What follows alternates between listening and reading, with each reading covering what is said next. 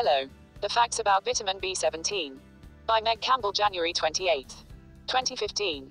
Meg Campbell. Based just outside Chicago. Meg Campbell has worked in the fitness industry since 1997. She's been writing health-related articles since 2010, focusing primarily on diet and nutrition. Campbell divides her time between her hometown and Buenos Aires, Argentina. Vitamin B17, also known as Leetril, is a chemical compound derived from amygdaline, a substance that occurs naturally in bitter almonds and apricot and peach pits. Its use as an alternative cancer therapy is controversial, and several studies since the mid-1970s have found no proof that Leetril is effective in treating cancer. The FDA has sanctioned against the sale, use and transportation into the United States of products labeled as vitamin B17. Leetril or amygdaline. History.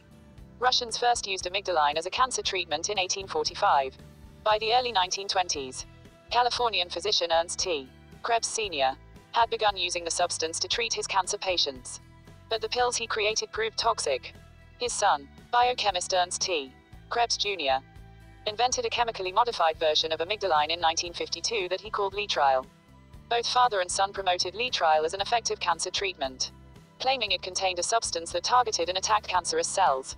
Theories. Speculation. Krebs Jr.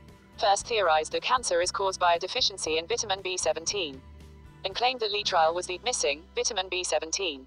Following this theory, proponents of B17 say that not only does it treat cancer but it also can prevent it. Leetril cancer treatments involve metabolic therapy, including a specified diet, high doses of vitamins and weeks of injections followed by maintenance pills. Leetril also is an ingredient in anti-cancer enemas and skin creams. Misconceptions.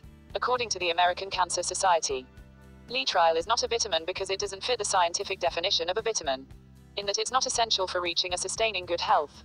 Further, the National Cancer Institute states that while it knows of no clinical trials of Leetril, all case reports and anecdotal reports do not provide sufficient proof that Leetril is an effective method of treating cancer. Considerations. Proponents of Leetril have sought FDA approval several times since the 1970s.